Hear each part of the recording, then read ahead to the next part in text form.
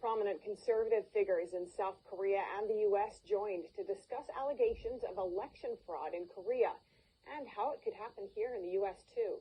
NTD's Christina Kim has more. On April 15th, South Korea held a legislative election in their National Assembly. They used a mixture of in-person and absentee mail-in votes. Of the 300 seats in the assembly, President Moon's Democratic Party won an unprecedented majority of 180 seats. That is 57 more seats than they won in the previous election. Statistical evidence, however, shows extremely abnormal voting patterns, which could undermine the validity of the election. South Korean lawyer Park Ju-hyun spoke in depth about the security issues the country faced with absentee mail-in voting. The number of mailed votes that left the post office did not match the number of votes that arrived at the final post office destination. This indicates there was serious fraud in the mail-in voting system.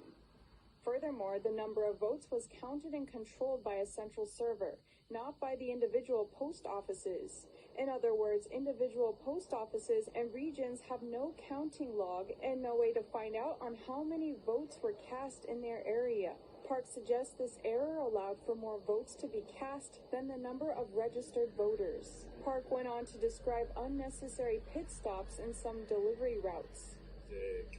Votes mailed from the southern Ulsan post office to the Ulong post office were found to have passed through a Daejeon exchange center. We've seen a lot of carriers make these kinds of irrelevant stops. In Incheon, many votes had eerily identical characteristics. Records showed they were all mailed at the same time, arrived at the same time, and were even delivered by the same mailman on identical routes. Park says this unusual pattern heavily implies that these votes were manufactured. Professor Walter Mabane of the University of Michigan also analyzed the Korean election results. Tara Oh, who spoke at the event, described her findings. That over 1.4 million votes were fraudulent. That's quite a bit.